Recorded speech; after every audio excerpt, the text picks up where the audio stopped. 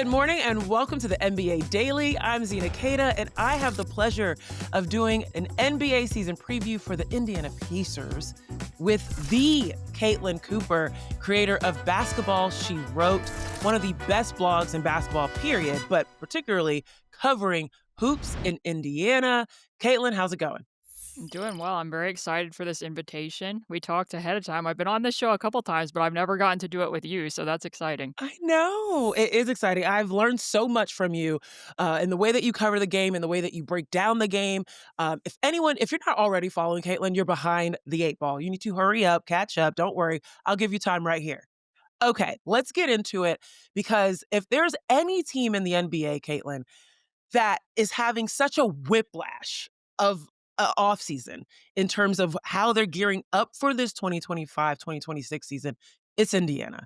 You make history going to the NBA Finals, going toe-to-toe with OKC to Game 7, and in that game, losing Tyrese Haliburton to an Achilles tear. Of course, we know that probably was the most impactful change on your roster. But then some could say Myles Turner leaving in the offseason during free agency to the Milwaukee Bucks was also huge. In your opinion, which of those two, or maybe there was a third, was the most impactful change this offseason for the Pacers? I mean, certainly the injury to Tyrese. I mean, that was a gut punch for fans and to him as well, because obviously he's the person that's going to be going through this and having to get healthy over the next year. But I mean, I still have people on Patreon and on my videos on YouTube that respond after every single one, and somebody will say, "I thought this would be easier by now, but it still hurts so much." I know. So I That's mean, so certainly that bad. one because I mean this team will still be a good basketball team. We've seen in the past. 2 years ago, they went to the Eastern Conference Finals, and Yep. Tyrese injured his hamstring, and Andrew really had a coming out party in that series, being the lead ball handler. I'm sure that they'll make adjustments, but I find it hard to think they will have the same degree of ceiling without Tyrese Haliburton because they almost had a little bit of a microcosm of this at the beginning of last season. You know, he was limited. They Yeah. ended up being, I think, 10-15 right around the NBA Cup Yes. time. And a Yes. lot of that was directly connected to the fact that he wasn't quite playing to his own individual level. The offense wasn't where they wanted it to be. There was other contributing factors as well. Their point of attack defenders were out. Pascal got really adjusted to the system, but I'm that's very present in my mind that, you know, they still had a limited version of Tyrese and it was a little bit of a rocky start to the season. And now you're not even going to have the limited version, the gravity out there to be playing 4-on-4 more with Andrew as a lead ball handler. So in my mind, that one's a little bit more impactful, even though the Myles one, I'm sure, was, you know, quite a big surprise for the community, not Yeah. only because he left right after they went to a game 7 of NBA Finals, but also because it was to the Milwaukee Bucks. So You're right. Oh my gosh. Well, knowing the kind of rivalry that had been building between those two teams, kind of crazy that's where he ended up. But we're going to get into how Myles Turner's center-sized hole impacts this team. But I do want to talk about the coming out party that you mentioned that Andrew Nemhard had last year. Yeah, they're probably going to be calling up the same vendors. Let's do it bigger this year. Let's have an even bigger coming out party for him because he's going to be coming into a very impactful role going into that point guard position, running the offense, having more of the outcomes of, the Indiana Pacers offense on his shoulders. So thinking about his shift to point guard, thinking about on your recent podcast with Britt Carlisle broke news. He said that Ben Mathurin should be in a starting position this year. This comes with the shift for Andrew Nemhard to that point guard role. So which player on this roster you think is going to be most likely to have the biggest step forward? Because I'm teetering between either Nemhard or Mathurin.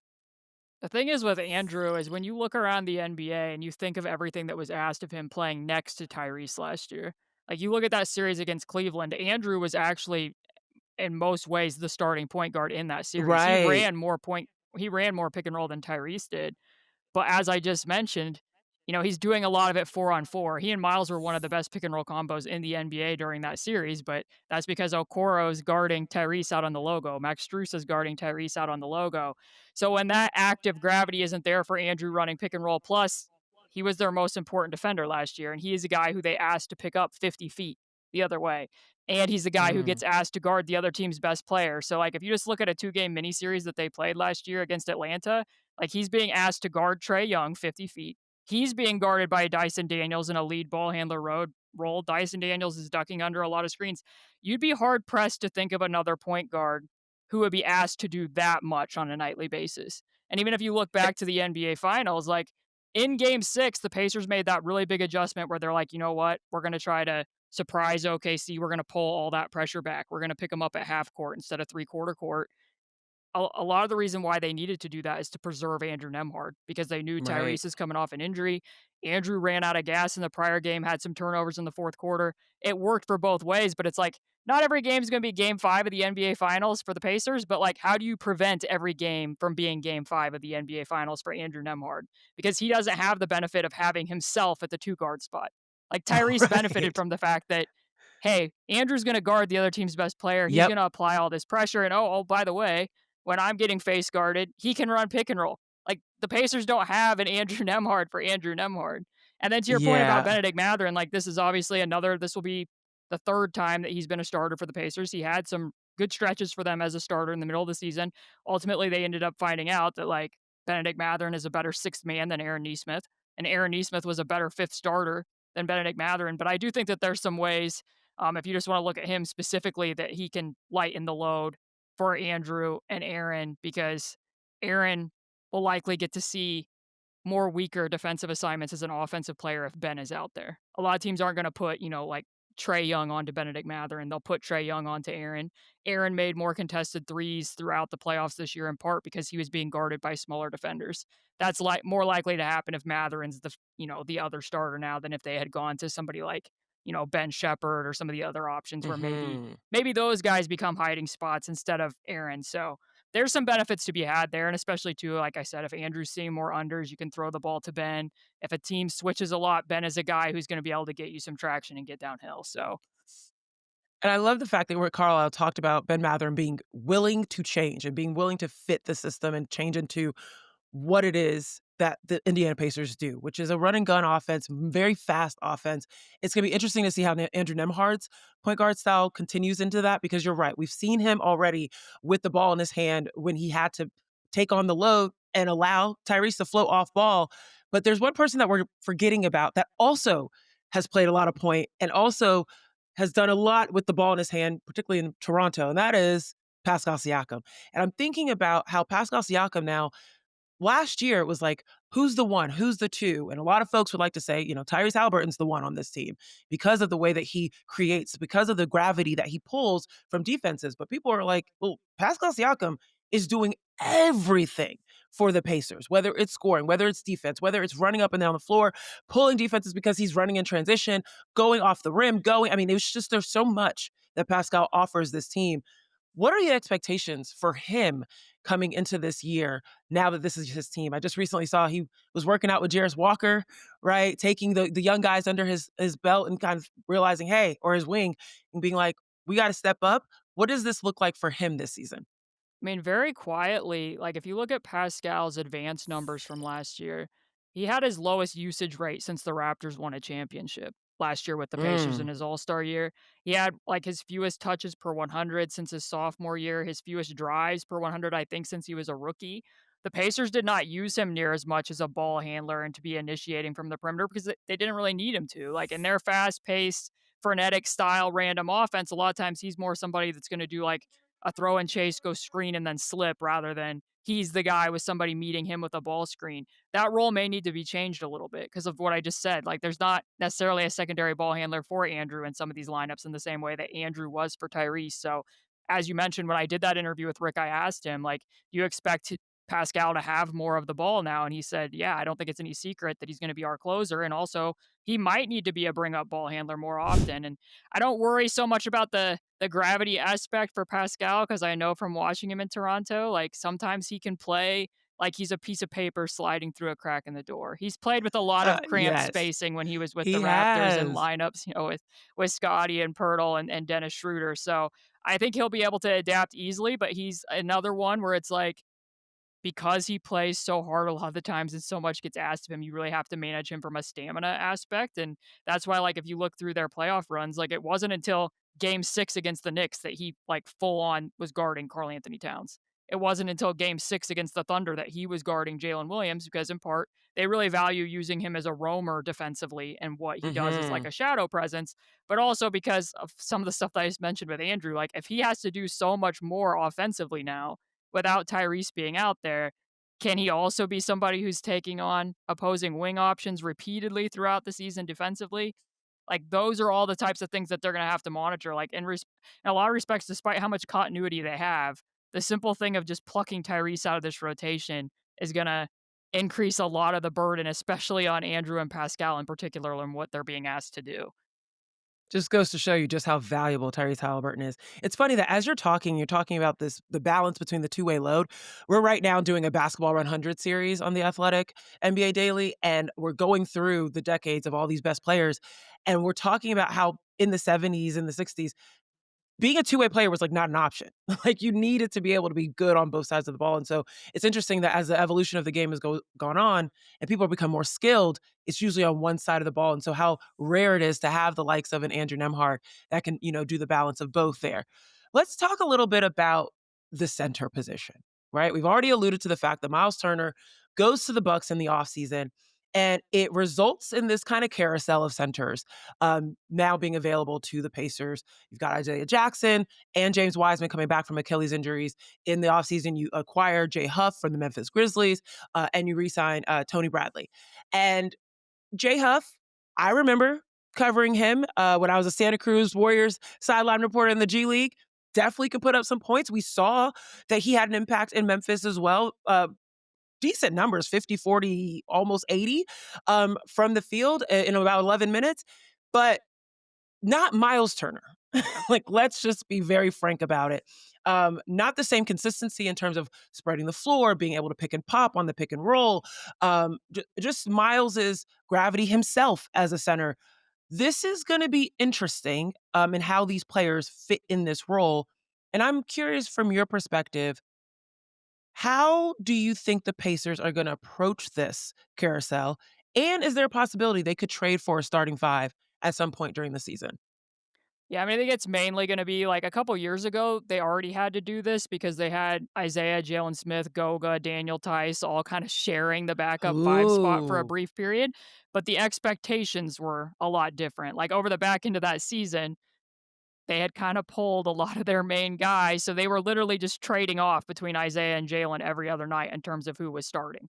I don't expect to Mhm. see a repeat of that, but I do think that there's a case where, like, not to bring up the same team again, but maybe you're playing the Toronto Raptors in the NBA Cup, and they run a lot of 4-5 pick and roll, and you're like, we'd really rather switch those actions with Pascal and Isaiah Jackson. Maybe that's a night when you start Isaiah Jackson, and maybe you also like that Isaiah can really add rim running, and maybe that puts Jakob Poeltl in a position to be having to get up and down the floor a little bit more, and you like what Isaiah can do as a lob threat in that matchup for Andrew getting to floater range. And then maybe on another night, you prefer being able to play 5 out a little bit more with Jay Huff. I kind of anticipate, without seeing training camp and knowing exactly what Isaiah and James look right now, that Jay will likely be the starter at the beginning of the season, just Same. because I think Mhm. it's a little bit easier carryover to try to match what they were doing with Myles Turner with Jay Huff, especially for Pascal Siakam's sake and how they like to enter the ball from the post, from the top of the key, from those types of guys because of the gravity. That makes a little bit more sense to me. And then also because off the bench, you can kind of do the same thing again with Obi Toppin being that spacer around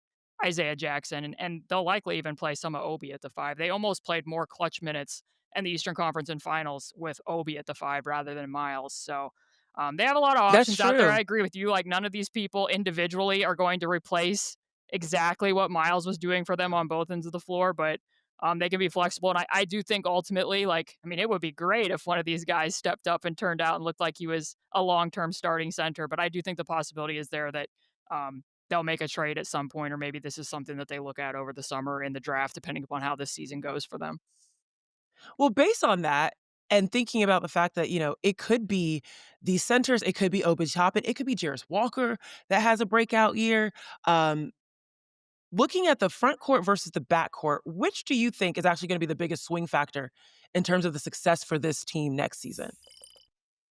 I mean, on both ends of the floor, like, there's kind of been a league wide trend to an extent where, like, the Hmm. most important defender, rim protection matters. It definitely matters. But Right. I think it's been a move away from the strongest length of your defense has to be a center.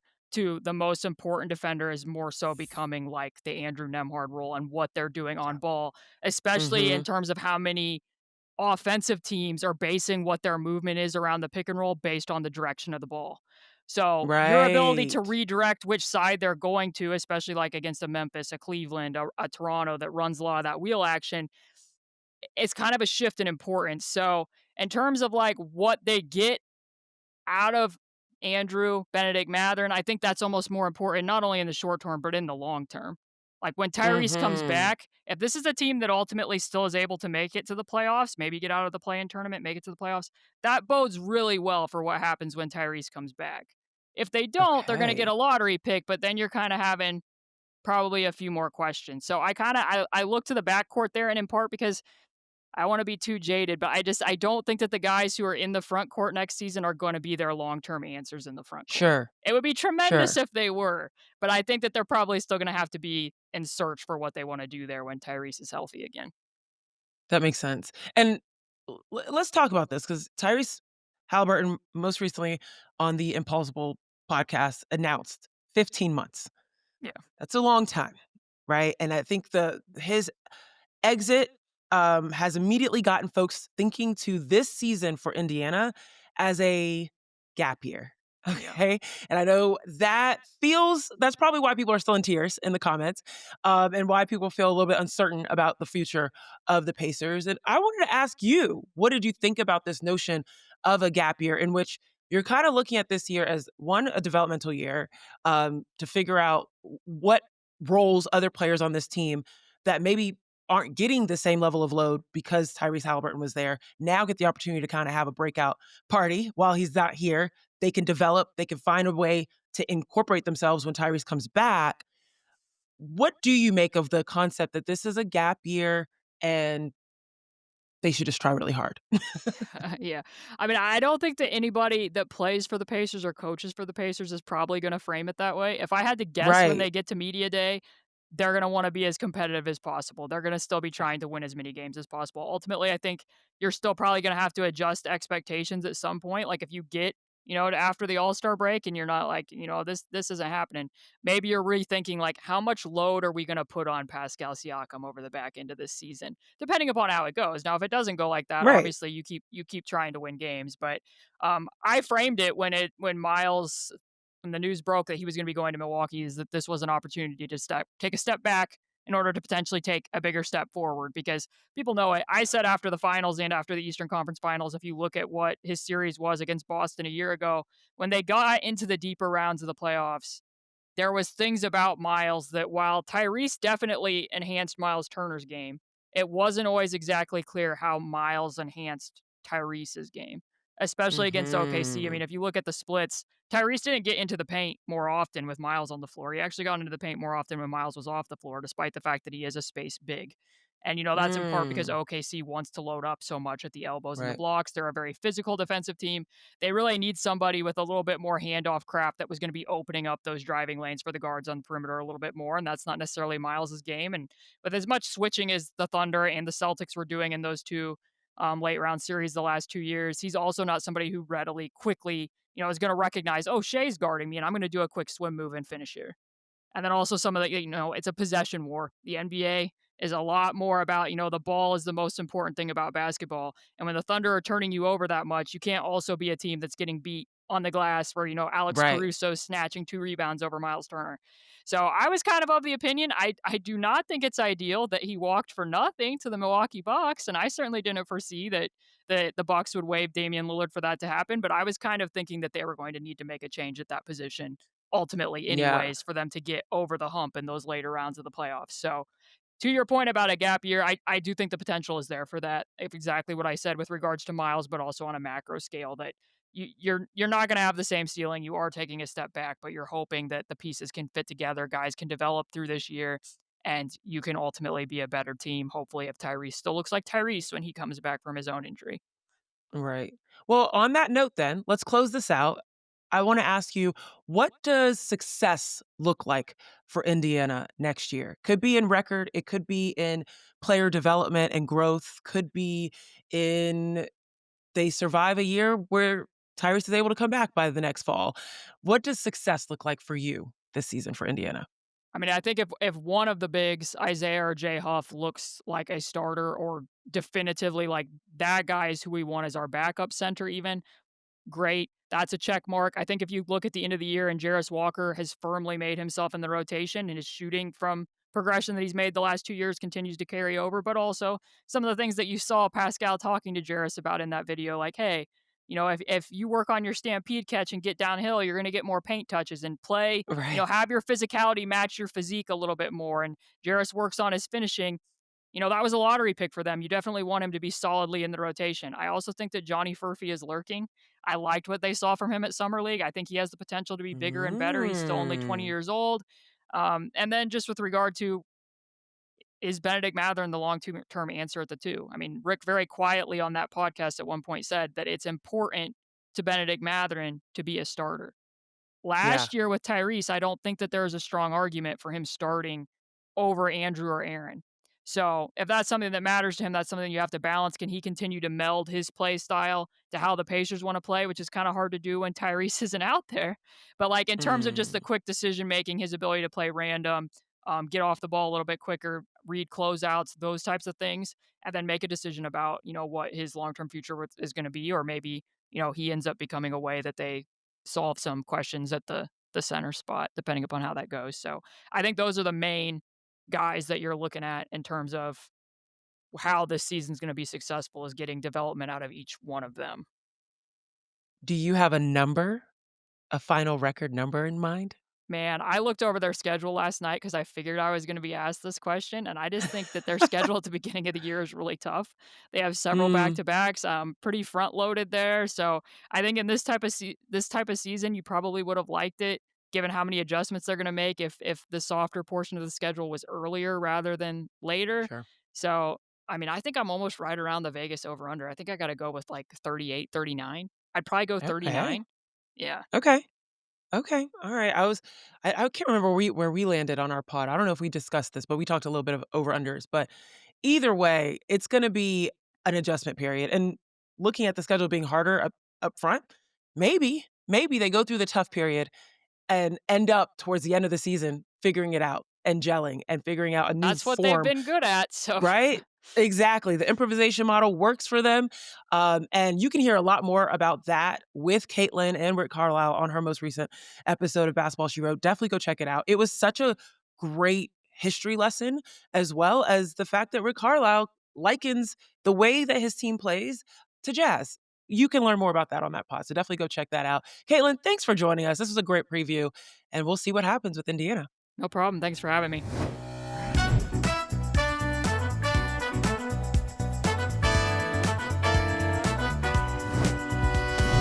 All right, folks, we are joined alongside Hunter Patterson of The Athletic. A good luck charm for the Detroit Pistons. Got them to the playoffs in their first year covering them. Hunter, man, a big congratulations to you, man. It feels like playoff basketball follows you wherever you go.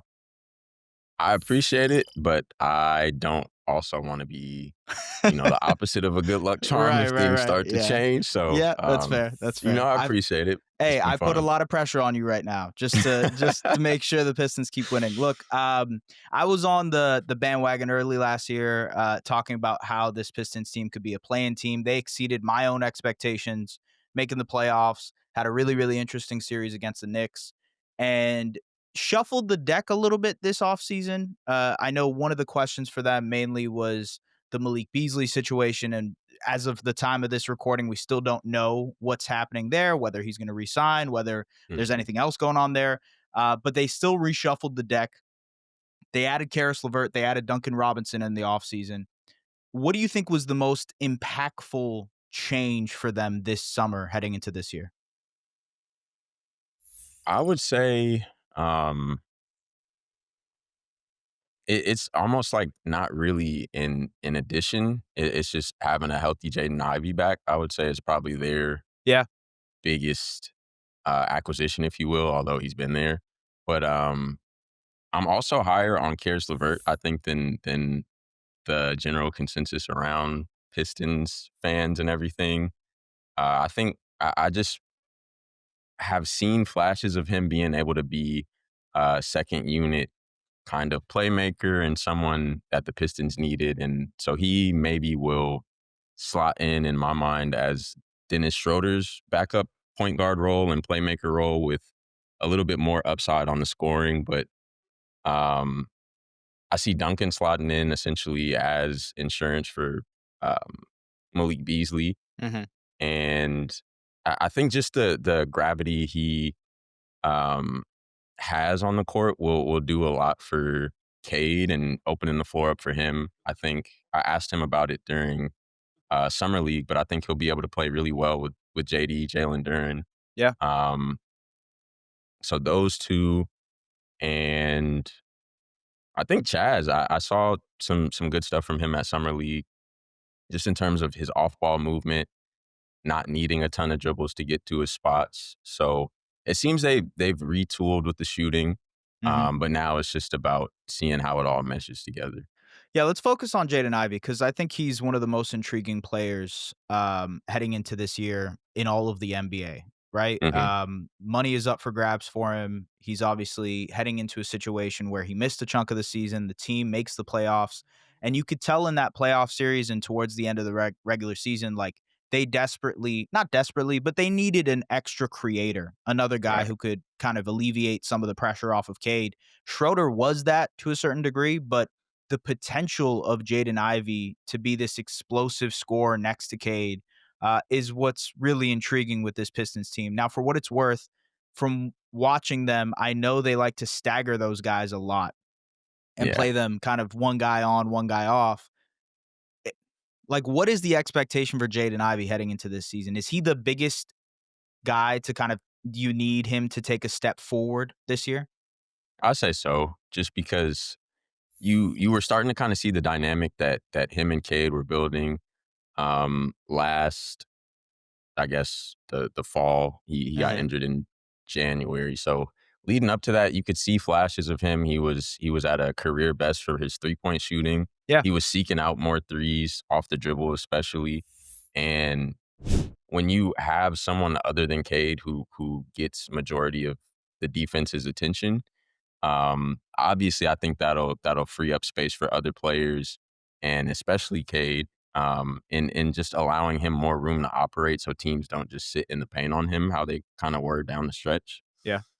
Um, Aside from JI though, I also think Asar is gonna be in that same realm a bit, where this is his first time having a full off season. Yeah. He was hampered kind of with the blood clots at the end of his rookie season, and now you're possibly going to get to see him with a refined jumper, more confidence in it now that he has time to work on it. But between Asar and Jaden Ivey, I think those two will be key components of any extra success that this team has this year. Yeah, and, like, the crazy thing about it is that they're still so young. Like, Yeah, when I was kind of researching for this pod that we're talking right now, like, Jalen Duren is still 21 years old, it's which is insane. just, it's absurd, and I thought he played well in the postseason, like, obviously went through his bumps and figuring out how to play postseason basketball, but you think of him, Asar, Ivy, Cade, like, there is a young group here that's probably gonna grow together for a very long time and have a little bit of a runway to figure Right. things out. The head of the snake is Cade Cunningham, right? And everything that he does dictates how far this Pistons team goes. Obviously, a massive season, was one of the best players in the NBA, one of the best creators in the NBA last year. I think also, as expected, took his bumps in the postseason, figuring out hmm what it means to play playoff basketball. But that's expected for a guy who's getting into that, mode for the first time in his career. What are the expectations for Cade as he leads this team moving forward? I think for him, it's really continuing on the leadership that he has, that JB and Trajan love, in terms of him creating opportunities for others and not it Hmm. being just like, I'm the guy and everyone else is like down here. Yeah. He tries to boost his teammates up as much as possible. Um, and I think the game is naturally just started to slow down for him the older he's gotten at 23. But the more experience he has in postseason play, like you said, taking those lumps where it's like things that worked in the regular season aren't really going to work because we're constantly being scouted. We Yeah. know what you're trying to do. You know what we're trying to do. Um, so I think just those are necessary bumps in the road for him to be able to take all of next season as serious as he needs to. Not that he wasn't last year, but you don't know what you don't know until you get there. Yeah. And Trajan even alluded to that during just exit interviews and things about Cade upping his conditioning and making sure that he's just in the best shape possible to continue to be as lethal as he was last year.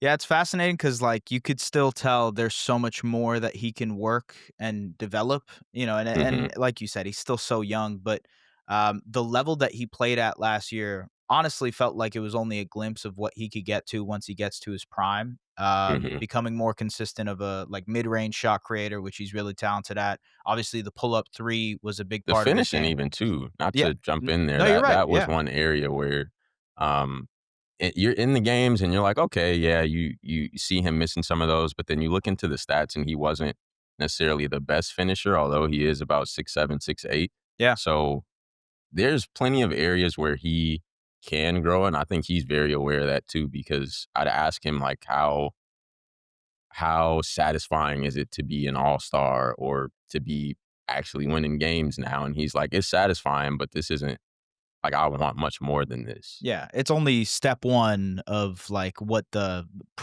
evolutionary process is for him of Yeah. what he wants to get to, and I think that's the interesting part because I thought with JB Bickerstaff, they found an identity defensively, right? This was a very Mhm. good defensive team. They got you to play down in the mud. I mean, even in that Knicks playoff series, this was a really talented offensive Knicks team, and you could tell that every game was a grind, right? It was Yeah. grueling to watch. And I think that's the way that the Pistons want to play. I think that's the way that their roster is set up with some of the guys that they have defensively. But the offense, like, there were moments where you could say, all right, there's a clear and concise way about going things, but it was a little too reliant on Cade to be the Yeah. guy every single time. And maybe that's Jaden Ivey taking a step next year. Maybe that's Asar Thompson taking a step next year. Maybe that's Jalen Duren taking another step as well. But I think this team is set up to be very, very competitive heading into this season. Probably one of the best teams in the Eastern Conference, depending on who you ask. Mhm. Does that make them more aggressive to try and go and add a piece? Because there is a gap in the Eastern Conference this year. Right. And, you've obviously got the top dogs in Cleveland and New York, but I think Detroit and Orlando and Atlanta, like, those teams have kind of a better than a puncher's chance, I would say, Mhm. of trying to make some noise. Do you think they might be aggressive heading into the deadline? And who do you think they might try to trade for to be aggressive? I honestly think that they are on the opposite line of that in terms of Interesting. being Okay. patient. Yeah, Yeah. they, just in Trajan's messaging from the end of the season to our Q&A we had recently, he's really just intentional, I would say, about trying to give these guys as much time as possible. Right. And with as impatient as the NBA is, it's kind of just you is what have you done for me lately? We need to get this done now. Yeah. Um, I think he's well aware that the like Jalen Duren just turned 21. The head of the snake, Cade, is only 23. So I think he wants to really give them enough runway to see how good they can be. And I think he has as much belief as it seems. I don't think it's like a facade or anything where he's doing like GM speak about Yeah. we Yeah. just want to, you know, have them develop and not chase anything. I think that's really how he feels. So obviously if things go left to start the season, then you probably would have to reevaluate. But I think he's pretty firm in being patient. Yeah, I mean, you see a proof of concept in OKC in terms of, like, a young group growing together, and obviously Sam Presti is notorious for being very patient, right? They've made moves Yeah. here and there, but for the most part, like, up until last summer, they were a very, very patient team in terms of letting Hmm. the group grow together. before adding the Isaiah Hartenstein and Alex Caruso's of the world. And so to the Detroit point, like, you have to see what the potential of these players are. You have to see if Cade can continue to play all NBA or MVP level basketball. You have to see if Ivy takes that next step, if Ausar takes that next step, if Duren takes that next step, and then you start to fine tune the pieces around it. But heading into next season, there's also a lot of swing factors, to your point, about whether this season goes left or whether they continue on the same path that they have. What do you think is the biggest swing factor for this team next year? That is a great question. I harp a lot on Jaden and Ausar just because the two didn't really have a lot of intersection in time in terms of how much they got to play together because Ausar was slow to come back last season. After, of course, like the blood clots again, and he was just working his way back up. He didn't really have great conditioning until later in the season. And even then, there would be times where he was still visibly winded a bit. And once J.I. started the season off really well, Ausar, like I said, wasn't there. He goes down, Ausar comes back. And I think people were quick to say, oh, well, they're now better because of this or that. But I think they just didn't have time to mesh.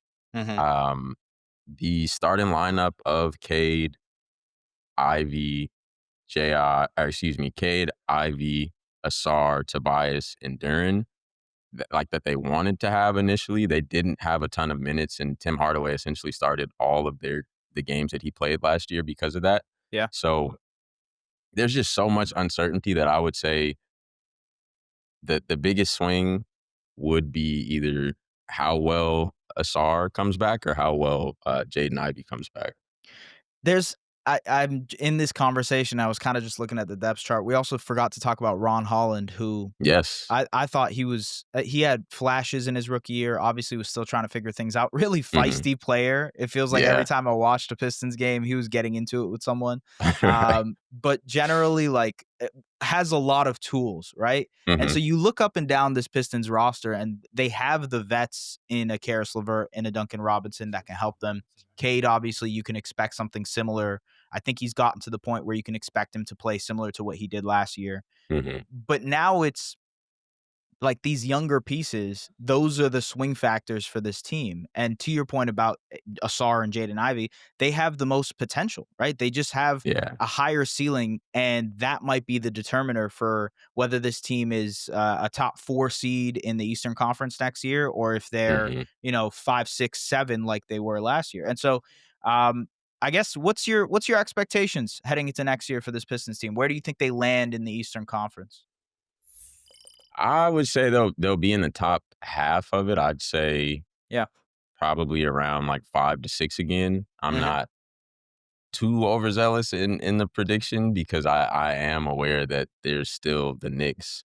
Cavs are still looking nice. I'd never really want to count a team out that has Giannis on it, although there's a lot going on there as well. Yeah. But I'd say probably a top 4 or 5 seed if all goes well, because to your point, Ron just turned 20. He mentioned I had asked him last season what it means to be able to work with Fred Vinson, their shooting coach. He's like, dude, I actually have never had a shooting coach before I got to the NBA, which is interesting. Yeah. But I mean, he's so young and still putting things together. In Vegas, Fred was out there again. They were working on the jumper, and it looked nice in summer league. So now it's time to see if it translates to regular season play.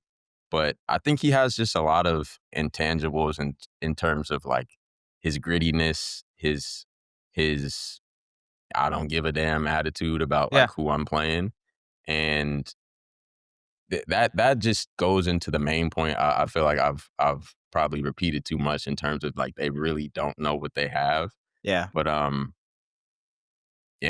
think it should be fun to watch. No, for what it's worth, like that's a good position to be in if you're a team that's coming off of their first playoff berth in so many years, right? And you have an opportunity to evaluate while also just like letting these guys grow and develop in their own ways. And to your point, they're not rushing the process. They're allowing this to Mhm. kind of naturally develop in its own way. I'm really curious to your point about Asar and what he can do, because he is the most interesting player on this team outside of Yeah. Cade Cunningham to me, because, and this is cliche, this is a very big cliche, but he plays the right way. Like, he Right. makes the right decisions on a basketball court. Yeah. Defensively, obviously a wild athlete, but offensively, he makes the right plays. He's very intuitive in the way that he cuts. He's very intuitive in the way that he passes the ball on the go.